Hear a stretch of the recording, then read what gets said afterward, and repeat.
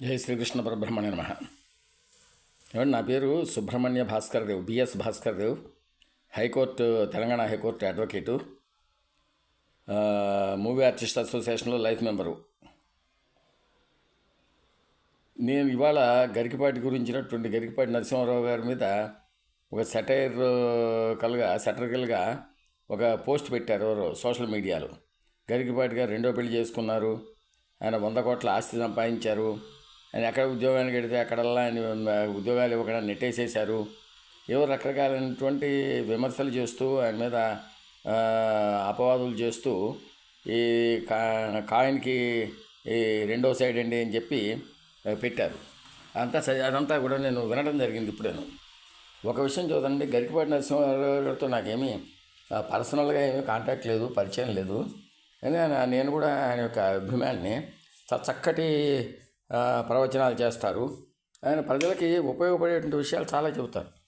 ఎక్కడో ఒకటి అలా చిన్న ఉంటే ఉండొచ్చు, ఎందుకంటే ఉండొచ్చు, కానీ 99 పాళ్ళు ఆయన మాట్లాడేదంతా కూడా ప్రజారంజకంగానే ఉంటుంది. ఆయన అభిమానులు కూడా చాలామంది ఉన్నారు. తోటి తెలుగు ప్రపంచం అంతా కూడా ఆయన పేరు తెలియని వాళ్ళు ఉండరు. నాట్ ఓన్లీ ఇన్ ఇండియా, అబ్రాడ్లో కూడా ఆయన చాలామంది అభిమానులు ఉన్నారు.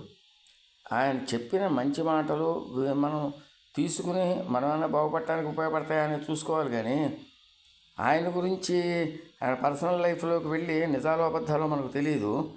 అవన్నీ కూడా ప్రచారం చేసి ఆయన్ని డిఫేమ్ చేద్దామని చెప్పి చూడటంలో ఆంతర్యం ఏమిటి, ఎవరు చేయిస్తున్నారు ఇలాంటి పనులు అనేది మనకు అర్థం కావు. ఎందుకంటే ఇలాంటివే ఇంతకుముందు గాంధీ గారి గురించి చాలా వ్యతిరేకంగా రాసిన వాళ్ళు ఉన్నారు, నెహ్రూ ఫ్యామిలీ గురించి రాసిన వాళ్ళు ఉన్నారు.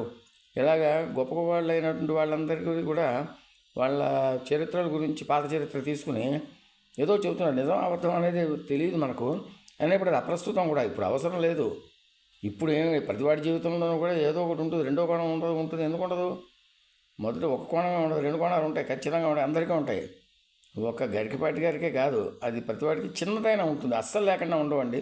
వాడు ఎంతో పావర్టీ అనుభవించి ఉంటాడు, పేదరికం నుంచి కోటీశ్వరుడు అయి ఉంటాడు వ్యక్తి. వాడు ఒకప్పుడు చాలా ఛాయ్ అమ్ముకున్నాడండి, చాలా దుర్భరమైన జీవితం అనుభవించాడండి. తప్పే ఉంది దాంట్లో. ఛాయ్ అమ్ముకుంటే తప్పే ఉంటే, దుర్భరమైన జీవితాన్ని అనుభవిస్తే తప్పే ఉంటే, అంత జీవితం అంతే, అట్లాగే ఉంటుందంతే. ఒకడికి ఒక దశ ఉంటుంది, ఒక దశా ప్రభావం వచ్చినప్పుడు వాడు గొప్పవాడు అయిపోతాడు, ఉన్నటువంటి వస్తాయి.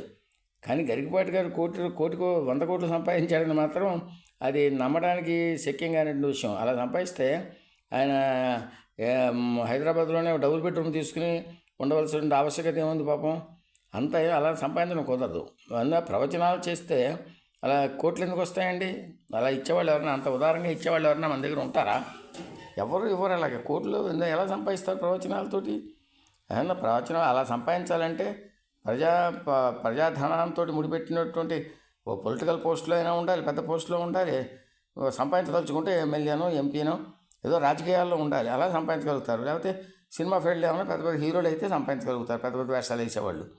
అంతే తప్ప ప్రవచనాలు చెప్పి పాపం ఆయన ఏదో కష్టపడి చెబుతుంటే ప్రవచనాలు ప్రజల కోసం, దాంట్లో నీతిని కానీ దాంట్లో ఉండే ఉపయోగాన్ని కానీ మనం తీసుకుని ఎవరన్నా బాగుపడే ప్రయత్నం చేసుకోవాలి. కానీ అనవసరమైనటువంటి కాంట్రవర్సీలు పెట్టి అపఖ్యాతి పాలు చేయటం అది ఎంతవరకు ధర్మం? అది ఆయన చెప్పేవన్నీ ఆయన ద్విసహస్రావధాని 2 సహస్రావధానాలు చేశారంటే అది ఈజీనా?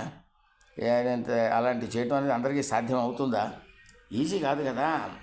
అది ఆయనలో ఎంతో ప్రతిభ ఉండబట్టే ఆయన ఇంత రాణించి ఎంత వచ్చింది. అంతేగాని ఆయన మీద ఇలాంటి ఆయన శీలం గురించి కానీ, ఆయన జీవితం గురించి కానీ నిజాలు అబద్ధాలు తెలియకుండా అవన్నీ కూడా అలా పోస్టులో పెట్టడం అనేటువంటిది అది మర్యాద కాదండి. అలా ఎవరి గురించి పెట్టకూడదు.